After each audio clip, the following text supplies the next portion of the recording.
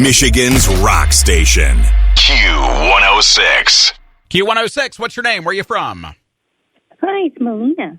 Melina Perez! It's Terry Stevens from Q106. We are so excited to have you at Capital City Comic-Con coming up here July 12th through 14th in the thriving metropolis of Lansing. Now, would this be your first time visiting Lansing, or have you come to our capital city before? I've been here before, but at the same time, like now, say before it's for work, but now it's for, yes, it's like I'm working at a convention, but I get the leniency to be able to go out to eat, go visit people, see the sights.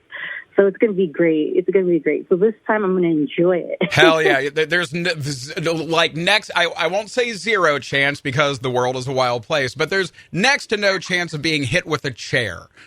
This thing. Oh, right. So, yeah. Definitely a less lethal work environment than what you're used to over the years. Oh, my goodness. But that's what I love about conventions is that everybody's happy. No violence. Right, for sure.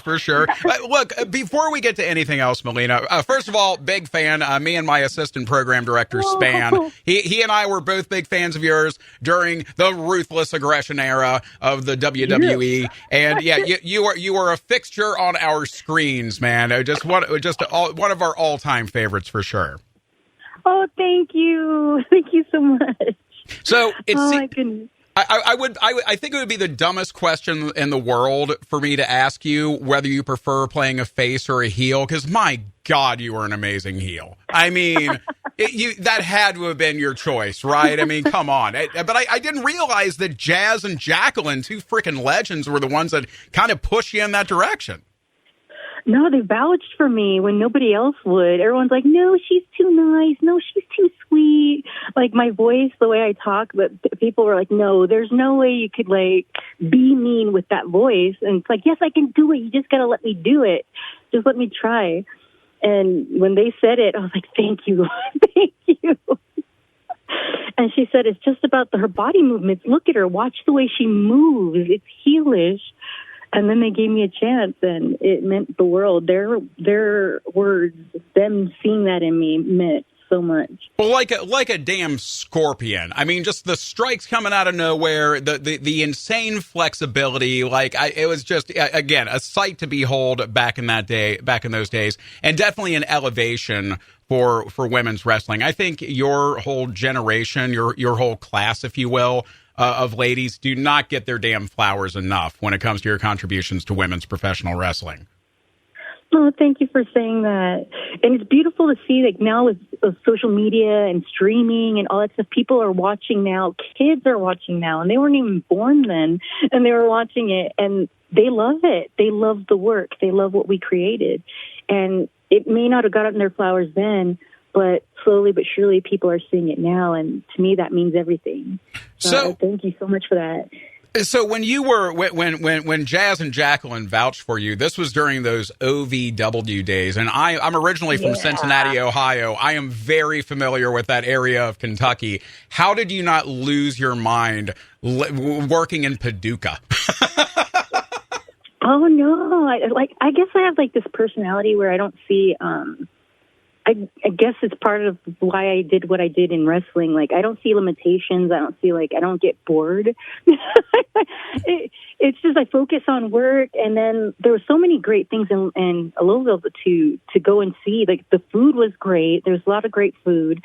There's the fireworks. Like, in California, we're not allowed to have fireworks. Well, the state's on fire half the time. I can see that makes sense, actually. I get that. So it was these things where it's like you could enjoy things that we never got to enjoy in California. So I don't know. I enjoyed every moment of it. And I guess other people's experiences, like, yeah, maybe like there's not places to party, but at the same time, I wasn't there to party. You could party anywhere, and partying is just the same thing, just different places. But granted, if you go party somewhere or go to a club, it's a dark room. That's it. And everybody's dancing. So it's all the same, even if you're going to different places. So that wasn't the purpose of what I went to. So I loved Louisville. The people were amazing. Everybody was sweet. Go to a gas station. People are so nice. I loved my time there. So I didn't see it as no man's land or anything like that. I just wish I would have gone to the Derby. That's the one regret I had. Oh man, lady, you're still a young gal. You got plenty of time to go watch the horsies. But I want to talk about some other critters. You have some of the most adorable dogs I have ever seen. Tell us about your puppers. They look adorable. Oh my goodness, they're here right now. That's why I was like, okay, hopefully they're going to be quiet. Dude, my wife and I, we just adopted a very strong-willed pug, and they did. Hey, if they bark, I totally understand. Our little puggy Birdie, she is not a silent dog by any stretch of the imagination. Oh, my mom would tell me, she's like, you don't teach your dogs correctly. They're just barking up a storm. I said, Mom, it's because I encourage it. Yes, exactly. I talk to them. Oh, those dogs be up on the furniture all the time, in people's faces when they're trying to eat. I'm like, wife and kids, why are we doing this? They're like, oh, the dog's a member of the family. I'm like, look, when we were raising y'all kids, we told you not to be up in our faces when we're trying to eat. Like, I don't need to hear this dog snorting when I'm trying to eat a sandwich. Come on now. Come on now. So you're contributing to the problem too. Fantastic. But tell us about your puppers. They're super adorable. Oh my goodness, they're sweethearts. I love their little personalities. They're all like unique and different. Like I just think, I don't know. I love them with all my heart. I really, really do. Like I have this little tiny black one, and he's a part of a twin. So I got twins this last time around. So there's 5 dogs that I have, and the little pudgy one, I call him Pudgy. His name is Asher. He'll slap the phone out of my hand if he wants attention. He just looks funny. And the weird thing is, it's like he's a little ninja. He'll slap the phone out of my hand, but then sit perfectly still like he's a doorstop, like he's a paperweight. He's perfectly posed. I'm like, what the heck? Did you just slap me? But you didn't move. What? Mm-hmm. Yep. He's like, wasn't me. He's doing the Shaggy, wasn't me. That's exactly what he's doing. And he gives those eyes, the Puss in Boots eyes. Oh man. Yeah, but our pug puppy loves to do that too. I'll be right in the middle of winning a match on a game that I'm playing, and the dog just says smack. I'm like, no, you cost me the match, you little adorable monster. They know. Yes. They know right when something's really important. They know the timing. Right. They really do. They're smarter than we give them credit for. You're not wrong. You're not wrong. Now, over the last few years, first of all, can I tell you just how much everybody in my household popped when you showed up during the Rumble a little while back there? Since that time, you've done some time in Impact. You've done some time in NWA, Billy Corgan's whole operation there. Did you come away from NWA more of a Smashing Pumpkins fan or less of one? Because he can be cantankerous, Mr. Corgan. You know what? I'm still a Smashing Pumpkins fan. Every time it comes on, and it's hard for me because whenever any Smashing Pumpkins song or something, or video comes on, if I'm at the airport, anywhere, I used to say, that's my boss. And now I don't say it. It's like, oh, I can't say that anymore. Oh, but man. I do. I miss everybody at Impact. Like, it's, I don't know how things are. Things kind of changed a little bit, and I had to take a time away, but I hope everybody's doing great. I hope the show's doing great. I miss everybody. That's the hard part about working everywhere is that, Impact, everywhere. I miss people, You go and do a job, but it ends up being more than just a job. You miss your friends. You miss the people who work there and spending time with them and creating magic with them. It's just heartbreaking.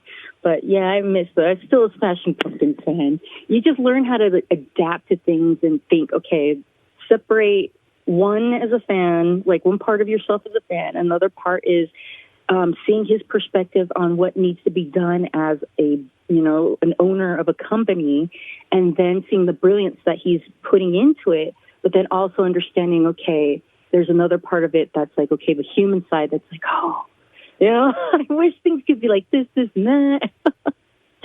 And you just know how to kind of compartmentalize. I hope I said it correctly. Yeah.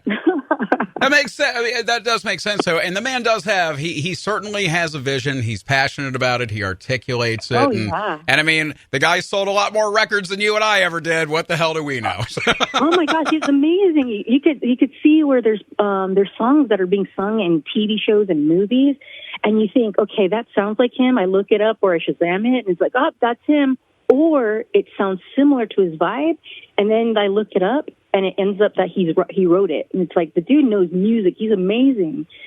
I hope he gets his credit when it comes to music, like everywhere for all the time. Oh, for sure. Really, he has made he's made such a difference in music. Incredible composer. As long as we're on the topic, and in wrestling, because he's given people a home. Like, he's kept NWA alive. That's something that it's historical. It's historical and should never go away. It's a beautiful thing to see how long it's lasted and how long it's been there. It's a piece of history, just the name alone. Yeah, that legacy definitely deserves preservation, no doubt about that. As long as we were talking tunes here for a minute, Melina, you are still incredibly fit. I have to know, what is your workout jam? What do you listen to when you're staying in the incredible shape that you're in? Oh, my goodness. Thank you for saying that, because I'm so not. I need to get back into it, but which is on the list. I am going to, because I love comebacks. Like, to me, the best thing is because some people get upset with me. They're like, why didn't you just stay in there for the entire time? I kind of have, but people just don't notice. But the beautiful thing of taking time away is the comeback. They'll miss you, and it's like you're back and you're better than ever. So I will make a comeback at some point. But when it comes to jams, oh, my goodness. I'm trying to think. I do have a playlist, and, of course, there's stuff from, like, 80s, 90s to today. Like, you'll listen to some stuff and it's like, damn, that's sassy. I'm going to put it in my playlist and I'll put it in there. Right. I have like a bunch of stuff. Like, oh my goodness, a lot of stuff. My wife's preferred workout jams are something that I refer to as stripper fight music. It sounds like something that dancers would listen to when they about to scrap. And it's like the word is, it's sassy, it's aggro, but it's got this sick beat, and you can dance to it and do cardio to it. Stripper fight music. That's the perfect way to put it. Right? Cardi B core. Oh, my goodness. It never occurred to me until you said that. And when you said it, it's like, that's exactly what it is. I love it. I love it. Because you feel sexy, like you're like, yeah, and it sounds hot, too. And you get to move to it, sway to it, whatever it is that you do, you can move to it. But it's all angry, where it's like, ugh. Right, in right. Your face. Yeah, it's got rhythm, but you could still, bust a bottle over some smart ass's head. There you go. Right. Oh man, I love it. I love it. So Melina, we're going to see you at Capital City Comic Con, July 12th through 14th. I got to know, like, are you big into geek culture stuff? Were you a comic book geek at all growing up? Oh yes. Oh, since I was like, I don't know, for as long as I could remember. That's kind of.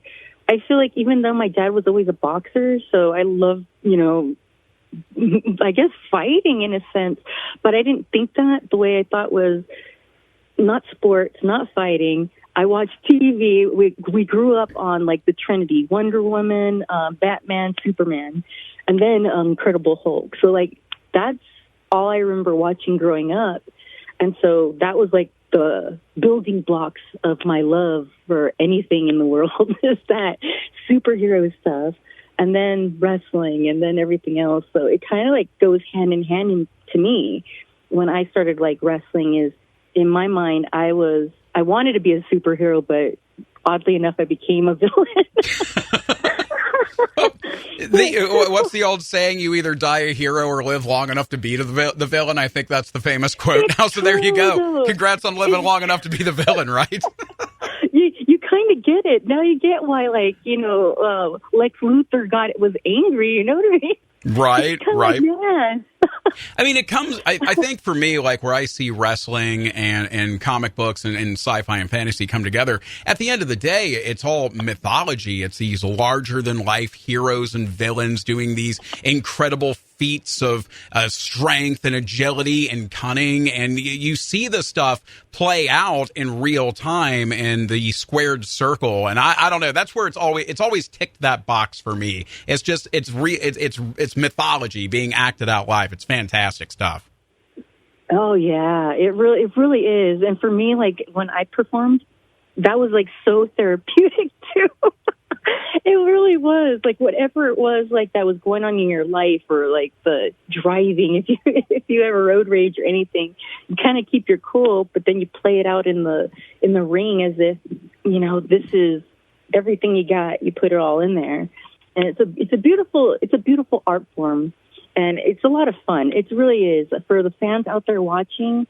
That is therapeutic too, because you get to scream and go along with it, boo, cheer, just everybody's up on gets on their feet. Even the kids, it's so cute. They get on the chairs. Right. Saying all sorts fun. of untoward things that children should not be saying sometimes, but all the same, they're enjoying themselves. Well, most of the time I don't. Actually, now that I think about it, I was like, okay, I guess in the United States I haven't been around. Usually it's mostly adults that go to the wrestling shows, but usually kids don't act like that. They don't say I think there's only twice where I've had these kids, they're little kids, say things that should not come out of their mouths. Right. And I look at them and I think, damn, that's messed up. and I can't say, I don't believe in saying anything. I don't get cheap heat. Nope. Nothing. I do not believe that anybody, whether it's fake or whatever, should ever put the focus on a child, because the kid can't process that this isn't real. So I always look at the kid, like the kid's parents, and they're adults. They know what's going on. Mm-hmm. And I just tell them, good parenting. And I walk away, and then they get all pissed off. And there's my heat. There's my heat right there. It's like never the kids. You just crack up. But you mentioned the kids. Well, you mentioned the kids and the fans screaming, and you are quite the screamer yourself. You had the primal scream is the best way to describe it. I have to know, dude, like when you were performing all those years, how did you, if I talk too much for a weekend, my voice is shredded, and you're out there working every single day between the live shows, the TV, and the house shows, doing this thing. What was your regimen to keep from blowing your larynx out, man? Because that was, I mean, you were aggro with that. It was great. Oh my goodness. I have no idea. Like, seriously, I have no idea how I was able to do that, because I really don't know what's normal. Like, I didn't know people couldn't do the splits. Like, I don't know what's normal or not, because I was able to do it. So in our family, I guess we grew up like this. My mom used to cheer for my dad and my brother at baseball games, and she'd scream at the top of her lungs. So I'd scream at the top of my lungs too. It was like normal. This is what we do when we cheer for people. And I think that combined with running long distance, because I used to be in cross country, and then when I go to the gym, I work out for like 1 or 2 hours cardio. So I think my lungs were really built up. So then in wrestling, we do 4 shows at least a week, and screaming at the top of my lungs for 4 shows, a week, I think I just built up the ability to do that. I guess so. Like, I host a heavy metal show on the station, and we play a lot of death metal, and there's some death metal vocalists who are like, wow, this lady's really, she can scream. Oh my God, that's amazing. You could give Randy Blythe of Lamb of God a run for his money. Are you kidding me? Oh my goodness. I probably should have taken better care, like drink tea with honey and all that stuff, but I never did. It was just on to the next show. Man, oh man! Again, the endurance. Very, as a guy who talks and yells sometimes, I go to festivals and I yell at drunk people for a living. It's a surreal way to make a living. And I'm just like, after a couple days, I'm like, oh, good, I feel a little hoarse. And here comes Melina, just making it look easy. I'm telling you. It'll probably hurt me now since I haven't been doing that for a long time.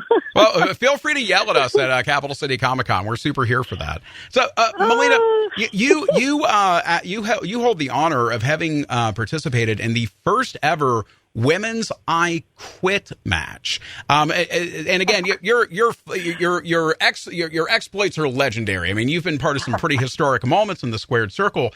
Is there still a specialty match that you haven't participated in that you think, you know what, I'd love to give that a go? Like some sort of, one of the random things that comes out of the writer's room. Oh my goodness. Hey, So, like, say that's never been done before, that's already been done, but I haven't gotten to do yet? Yeah, or maybe I don't know, a TLC or a cage that's on fire. Probably not a Punjabi prison match. That doesn't look good on TV. But the rest of it. Yeah, I don't know, because the idea of that is, it's like it's nice for the fact that, I guess people do that to show how tough they are. In my mind, I don't need that to show how tough I am, because the reality is I will take it. Like, I don't need to go out and get like a trash can or tacks or anything. I could use something that somebody has right there in their backpack and be like, okay, I could use this. I could use anything. It's already been, I use my shoes, I use whatever. I already did that before, so it's nothing new to me. But I think what would be interesting is not necessarily have like an obstacle course, maybe. I don't know. I remember in the past, I had to come up with ideas of that's very girly, because they wouldn't let us do anything that the guys did, like saying cage matches we could not do because they would take away from the guys. So, I always hate hearing that. It's like, guys, let the ladies do the thing. They're good at it too. But that's the thing that we always fragile were those guys? Good God. But that's what we had to face. And the beauty of that is that, not that it was great. Believe me, if I would have had a different route, I would have picked to be able to do what we were able to do. But you had to be creative and think of things and twist it around, like use their ideas of, okay, let's keep it girly, but then bring out the stuff that we know we're capable of. And we had to do that in ways where, giving them what they wanted, but then hiding the fact of what we needed to do or wanted to do. And one of the ideas, and I saw, no, people are going to cringe, but was like a title on a pole match, except making sure that the pole is sturdy enough to do tricks on. And then the idea is that the guys would think, oh, they're going to do stripper moves. But the thing is, because I used to take classes, and the strength and moves that you can do on a pole, not to say stripper-wise, but being able to grip and flip and turn and kick and all this stuff, it could be so ninja. Oh, I mean, I see it now. That's pretty rad. That should have been a thing. Like, I totally wanted to do that. Like, I thought I would have, like, if I could have done that, the ideas that I had, because I had a list of things and spots and everything that I wanted to do, that we could have made that look brutal and very athletic. And all right. That's probably something I might fulfill if I still was able to, or at least like manage somebody or teach somebody to be able to do what the ideas that I want to do, or they could do. We need to get Mr. Corgan on the line immediately. Billy, I need you to put down the guitar for a minute. We've got a thing for you. It's gonna be straight money. That or the Impact crew, just somebody pick up the damn phone and let's make this happen. Because again, you said ninja stuff. That's exactly what I'm seeing. That's super rad. I love that. Because you could flip upwards, you can use your body to flip up and then strike somebody down below, like being upside down, and strike somebody with your hand. It is so possible. I practiced to train for that stuff because I thought that might be something that WWE would want. Well, it's going to look like something. It's going to look like something straight out of Mortal Kombat. It's going to be rad. Are you kidding me? All right, we're manifesting this. That's what we're doing, Melina. We are manifesting this. I'm going to talk to some contractors and see what we can put together at Capital City Comic-Con here, and in just a week or so. But Melina, sit with me. We'll talk over ideas. Hell yeah, man! I'm here for it. Well, Melina, we are looking forward to hanging with you and everybody else at Capital City Comic-Con, July 12th through 14th at the Lansing Center. I hope you get an opportunity to explore the city. There's a lot of neat stuff here, lots of rad stuff. If you're a fan of classic architecture, there's all sorts of rad stuff to look at around here. Good stuff to eat too. And Michigan has great food. Oh my gosh, you try the Lansing specialty is the olive burger. If you like olives, the olive burger is, oh dude, it's the way. Absolutely. Oh, sold. I am sold. How's the weather over there right now? Swampy. a little humid. my goodness. Little humid for 4th of July, but the Lansing Center is very air conditioned, so we'll be good to go. That's what I was going to say. That's even better, so everybody could come in and get out of that that feeling of the weather. Over here, it's so hot. Oh man, it's the humidity that gets us here. Like the air gets so thick, you need gills to breathe the air. It's it's a lot. It's a lot, yo. But Melina, everybody's skin looks good. Right? Yeah, that's true. It is like going to a sauna every time you walk outside. It truly is. My pores have never been clearer. Let me tell you. Well, Melina, I'm going to turn you loose on the world here. But again, we cannot wait to hang with you and everybody else at Capital City Comic-Con, Lansing Center, July 12th through 14th. All the best to you, and we cannot wait to see you in Lansing. Yes. Take care. Have fun. You too, buddy. Later, yo. Michigan's Rock Station. Q106.